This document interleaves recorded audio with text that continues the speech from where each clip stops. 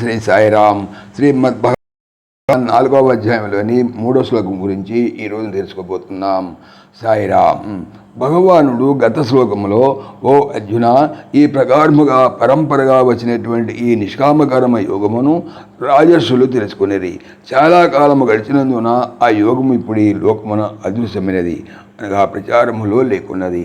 అయితే భగవాన్ ఈ శ్లోకంలో స ఏవాయం మయా తేజ్య యోగః ప్రోక్తః పురాతనః భక్తోసి మే సఖా చేతి రహస్యం హేతదుత్తమం.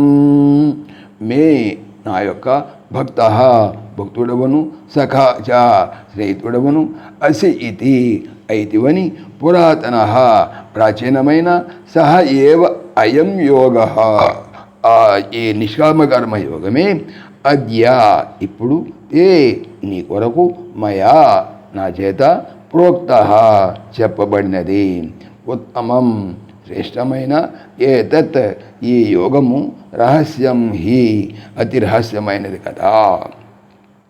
తాత్పర్యం, నీవు నా భక్తుడుగాను మిత్రుడుగాను ఉన్నావు కాబట్టి ఆ పురాతనమైన నిష్కామకర్మ యోగమునే ఇప్పుడు తిరిగి నీకు చెప్పి తిని అది మిగుల శ్రేష్టమైనదనియు రహస్యమైనదనియు ఎరుగుము. సాయిరామ్. ఓం దేవకీ నందనాయ విద్మహే వాసుదేవాయ ధీమహి తన్నః కృష్ణ ప్రచోదయాత్.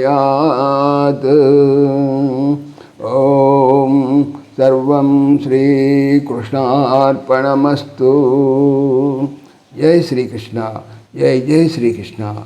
ఆత్మీయులకు మనవి, శ్రీకృష్ణ పరమాత్మ ఈ ఛానల్తో పాటుగా అనంత మహిమల శ్రీ సత్యసాయి అనేటువంటి మరొక యూట్యూబ్ ఛానల్ చేయిస్తున్నారు.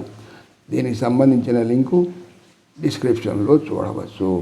జై శ్రీకృష్ణ. జై జై శ్రీకృష్ణ.